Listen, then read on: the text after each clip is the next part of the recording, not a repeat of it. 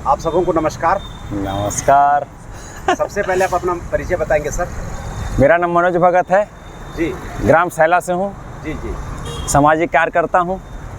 साथियों, जैसे अभी आप देख रहे हैं जिला जेल जसपुर ऐसा लिखा हुआ है और मनोज भगत जी परसों रोज हिरासत में लिया गया, इनको जेल में डाला गया और हम लोग मनोज से जानना चाहेंगे कि इनको क्यों जेल में डाला गया।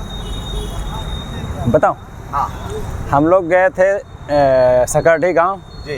तो वापसी में देखे कि हॉस्पिटल खुला हुआ है, तो ये भाई है। हाँ। इनके भाई के लिए क्या बोलते हैं, एक्सीडेंट हुआ था तो खरोच लगा था, चोट लगी थी, उसका दवाई लेने के लिए गए तो वहाँ पे एक नर्स, स्टाफ नर्स थी, उन्होंने दवाई दिया।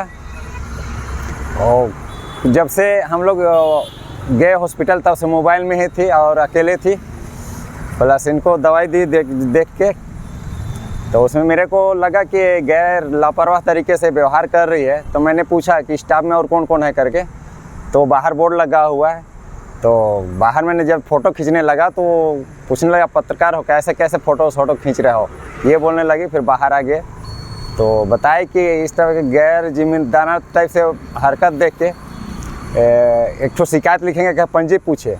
तो उन्होंने डॉक्टर को बुलाया। डॉक्टर के आने के बाद वो कैमरा चालू करके तुरंत ही इनसे सवाल जवाब पूछने लगे, बहुत कड़क आवाज़ में, जैसे कोई बहुत बड़ा जुर्म कर दे टाइप से। तो मैंने भी सोचा क्या क्या वीडियो में आ जाएगा, एडिट वगैरह होता है, टेक्नोलॉजी का ज़माना है, तो मैं भी वीडियो बना लेता हूँ कि अपना जैसे मोबाइल खींचा और ऐसे सामने किया, वैसे ही मेरा मोबाइल छीन लिया गया।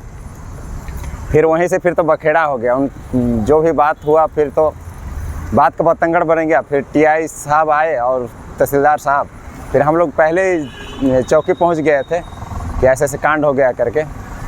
फिर ऐसा सुनने में आ रहा है कि आपको जेल भिजवाने में माननीय विधायक महोदय रैमुनी का बहुत बड़ा हाथ है। हाँ, ऐसा संदेश मेरे को मिला है कि ऊपर से बहुत दबाव आ रहा है। तहसीलदार साहब बोले कि मैं सोचा कि बड़ा मामला नहीं है, यहाँ 16 हो जाता है, तो देखिए साहब, मैं बोला रिक्वेस्ट किया। जी जी। तो ऊपर से बहुत दबाव आ रहा है। अब दबाव कहाँ से था ये तो स्पष्ट नहीं हुआ है, बाद में स्पष्ट हो जाएगा। और भी सुनने में आया है कि भाजपा से जो हैं डीडीसी शांति भगत, हाँ, उनका भी आपको जेल भिजवाने में बहुत बड़ा हाथ है। ये तो मनोज जी, आप बीजेपी के मंडल अध्यक्ष से लेकर जी जेल तक का सफर आपको भाजपा ने दिखा दिया जी। इस संदर्भ में आप क्या कहना चाहेंगे? जी, किसी भी माहौल में जाएं, गैलरी में जाएं, आपको सीखने को मिलेगा। अगर आपका नज़रिया, एटीट्यूड सही हो तो, अगर आपका उद्देश्य हो तो हर जगह सीखने को मिलता है। तो यहाँ भी अच्छा अनुभव रहा मेरे को। और एक संदेश और एक सबक भी है कि आवाज़ उठाया जाएगा, दबाने की बहुत कोशिश की जाएगी। आपको ऐसा नहीं लगता है कि ये जो लोकतंत्र है, लोकतंत्र जनता के समस्याओं के समाधान के लिए बनाया गया है, लेकिन यहाँ पे ऐसा नहीं लगता है कि ये पूरी तरह से राजतंत्र चल रहा है और ज़्यादातर जो जनता को यहाँ पे जनता की आवाज़ को दबाया जाता है, ज़्यादातर यहाँ पे जनता के साथ में निष्पक्ष व्यवहार नहीं किया जाता है, ये क्या आप महसूस करते हैं? जैसे कि कुछ भी घटनाएं होती हैं तो अगर आपके पक्ष में आ रहा है तो आपका अच्छा महसूस होगा, तो लगेगा आपको अच्छा हुआ। लेकिन किसी के साथ खराब वही घटना किसी के खराब परिणाम देता है तो उसको लगता है खराब है।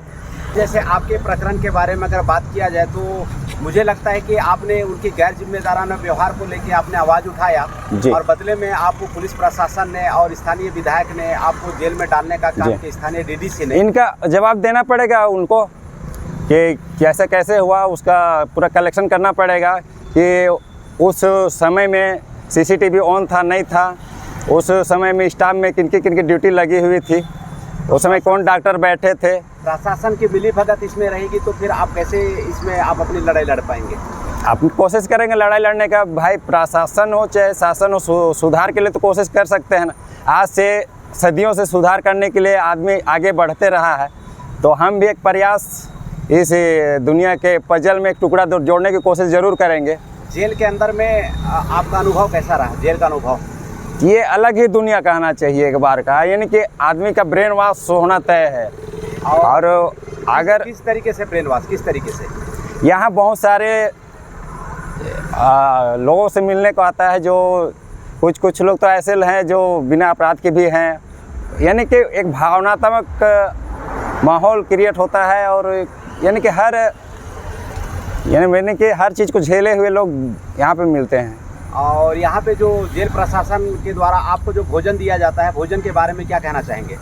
भोजन तो संतोषप्रद नहीं रहा। खिचड़ी बोल के आपको माड़ भात खिलाए, कैसा लगता है? खिचड़ी में तो माड़ भात ही है, खिचड़ी कहो माड़ भात को। अब इसमें तो बदलाव करना कि क्या, मीनी वगैरह तो नहीं चेक किया हूँ भाई, मैं तो खुद सदमे में था।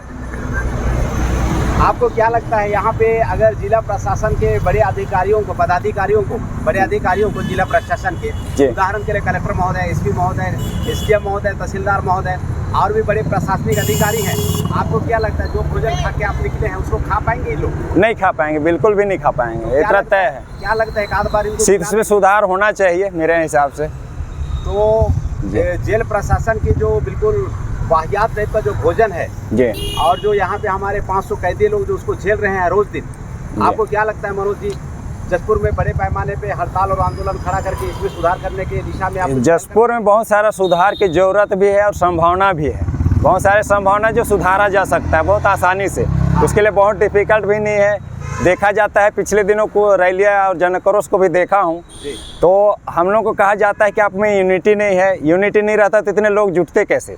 इतने भारी तादाद में जुटे थे जितना जसपुर में उसका संख्या भी नहीं है इसमें, और उतने लोग जुटने के बाद भी अच्छा परिणाम नहीं ला पाए, तो सीधा सा बात है गलत दिशा में डायरेक्शन उसको दिया जा रहा है। अगर आपको जेल भिजवाने में माननीय महोदया का, विधायक महोदया का अगर बहुत बड़ा हाथ है तो इस संदर्भ में आपकी क्या प्रतिक्रिया होगी? अगर इसका हाथ है, पता चल गया और चलेगा ही, इतना तय है इनका हाथ है, तो वो भी बहुत सारे बयान दिए हैं, उस पर कड़ा एक्शन लिया जाएगा।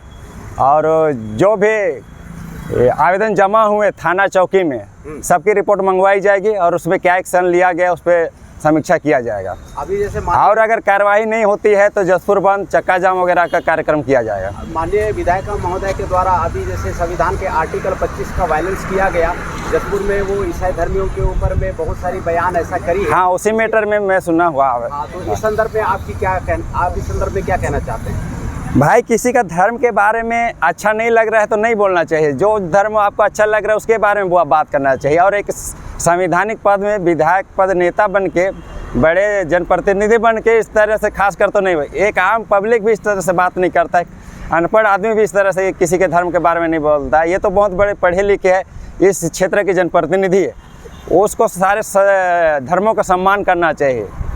बड़ी तादाद में ईसाई लोग उनके विरोध में प्रशासन को ज्ञापन दिए कि इनका FIR होगा, और प्रशासन अगर FIR नहीं करती है और अगर ईसाई धर्म को मानने वाले अनुयायी अगर उनकी गिरफ्तारी के लिए हड़ताल आंदोलन करेंगे तो क्या आप उसमें साथ? मैं बिल्कुल साथ दूंगा, ऐसे मौके पर मैं साथ हूँ उनके साथ, क्योंकि मेरे नज़रों में गलत है अगर इस टाइप का टिक्का टिप्पणी करे, उनका आस्था को ठेस पहुँचाया जाए, किसी भी धर्म का हो, तो ये गलत है मेरी नज़र में, और जहाँ गलत होगा उसके अगेंस्ट में मैं खड़े होने के लिए तैयार हूँ। तो आप अकेले इसमें समर्थन करेंगे कि पूरे समर्थक? मेरे समर्थक जो भी रहेंगे मैं उनसे आह्वान करूँगा, अपील करूँगा कि वो अब मेरा साथ दे, मैं किसी और का साथ दे रहा हूँ। बहुत बहुत धन्यवाद मनोज सर जी। आप सभी को धन्यवाद। आप देख रहे थे इस वक्त मनोज भगत जी, जो कि भाजपा के मंडल अध्यक्ष से लेकर जसपुर में जेल तक का सफ़र कर लिए हैं।